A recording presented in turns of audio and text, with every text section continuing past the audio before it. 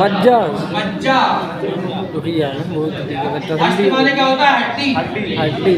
मज्जा मतलब उसमें जो खाली स्थान होता है, हड्डी जो खोखली होती है ना, उसके अंदर लाल कणिकाओं का निर्माण होता है और क्या कार्य है? ऑक्सीजन को ले जाना शरीर के प्रत्येक अंग तक। उसके बाद अगर इन्हीं पॉइंटों पे हम WBC की बात करें तो WBC जो है ये है व्हाइट ब्लड कार्पल, श्वेत रक्त कणिकाएं। श्वेत रक्त कणिकाएं, श्वेत रक्त कणिकाएं।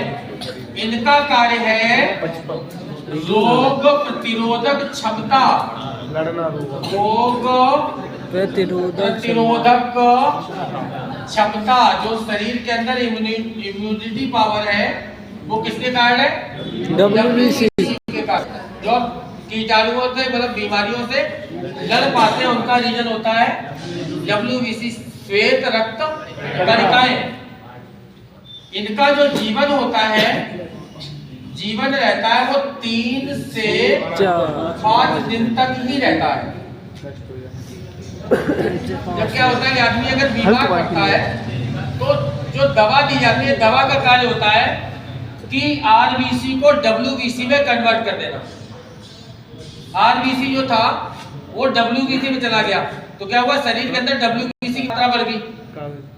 तो जब तुम्हारे पास ये रोग से लड़ने वाले कीटाणु ज्यादा हो गए तो बाहरी कीटाणुओं को खत्म कर देगा। लेकिन होगा क्या कि जब यहाँ से RBC ने आपने WBC बना दिया तो RBC कम हो गया। जो 120 दिन जिंदा रहता कल, वो कै दिन जिंदा रहा? 3 से 5 दिन। शरीर में खून की कमी तो क्या होता है? बीमारी तो ठीक हो जाती भाई का, लेकिन कमजोरी बहुत दिन तक बनी रहती है। इसका कारण क्या होता है कि RBC को WBC में कन्वर्ट करके आपने क्या किया? जो ऑक्सीजन का ढोने का कार्य कर रहे थे, शरीर में जो मजदूर लगे हुए थे, आपने कहाँ लगा दिए? आर्मी बना दी उनको। ये मजदूर थे, किसने काम दे दिया? आर्मी का। लड़के मर गए, देश तो आजाद करा लिया, मतलब बॉडी तो इन्होंने सिक्योर कर दी, लेकिन जो यहाँ पे था ये प्लेस खाली हो गया, ऑक्सीजन की कमी होने लगी तो क्या है? कमजोरी आने लगती है। ठीक है। प्लाज्मा क्या होता है? प्लाज्मा लिक्विड है, 90% इसमें पानी है, 90% प्लाज्मा में पानी है। इसी पानी में RBC के कण घुले हैं, WBC के कण घुले हैं और उसी में प्लेटलेट्स है।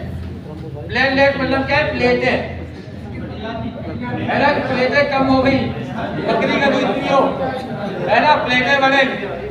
तो ये क्या है? ये प्लेटें हैं। ये डेंगू में जो प्लेटलेट्स कम होती हैं तो ये प्लेटलेट्स की मात्रा क्या होती है? अब शरीर में प्लेटलेट्स की मात्रा होती है अरबों खरबों में है, लेकिन इनकी मात्रा कम होने से क्या होगा कि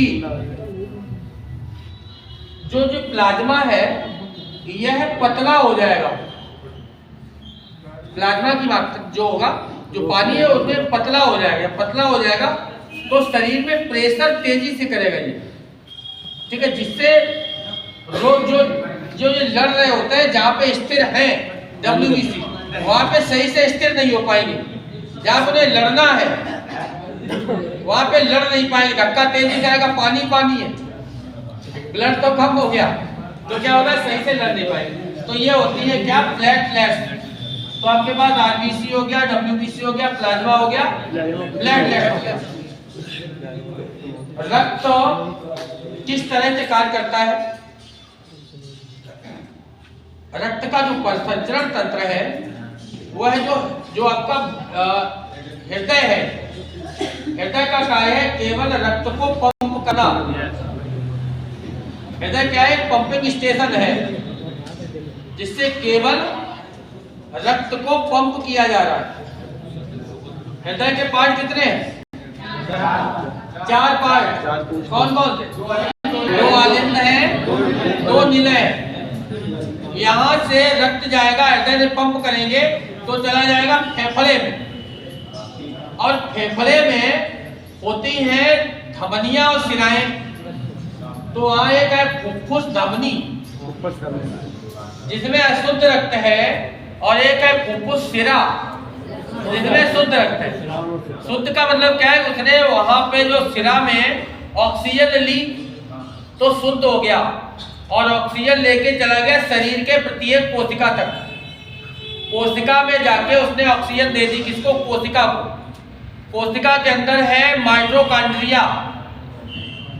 माइटोकॉन्ड्रिया ने उसको जलाया ऑक्सीजन को, वहां पे पावर हाउस का कार्य किया, वहां पे एनर्जी बनी जिससे शरीर ने कार्य किया। अब जलाने पे ऑक्सीजन खत्म हो गई, कार्बन डाइऑक्साइड बन गई। कहां? कोशिका में, माइटोकॉन्ड्रिया के अंदर।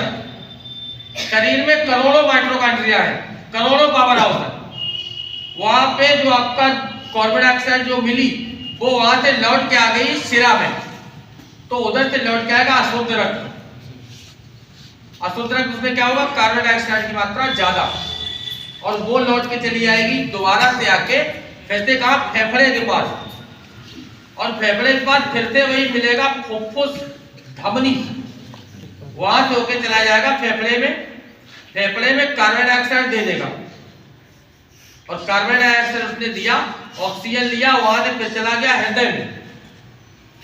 अब जो फेफड़े में पहुंची कार्बन डाइऑक्साइड वो आपकी सांस के द्वारा बाहर आ गई, और सांस को दोबारा ग्रहण की, ऑक्सीजन फिर से अंदर पहुंचा दी। उधर से खून आया, उसको ऑक्सीजन मिला, वो लेके चला गया अंगों में। उधर से वो पूरा प्रोसेस करके आया, कार्बन डाइऑक्साइड बाहर निकाल दी। ये प्रोसेस चलती रहती है ऑक्सीजन की और कार्बन डाइऑक्साइड। यह रक्त का परिसंचरण तंत्र। रक्त किस तरह से शरीर के अंदर परिसंचरण करता है, किस तरह से घूमता है। तो पंपिंग स्टेशन क्या होगी? हृदय। हृदय पंपिंग स्टेशन। फेफड़े क्या कार्य कर रहे हैं? ऑक्सीकरण कर रहे हैं, रक्त को ऑक्सीजन दे रहे हैं, कार्बन डाइऑक्साइड वहां से निकाल रहे हैं। उसके बाद मुख्य कार्य कहाँ हो रहा है? मुख्य सदर कहाँ हो रहा है? कोशिका के माइटोकॉन्ड्रिया। कोशिका का जो पावर हाउस है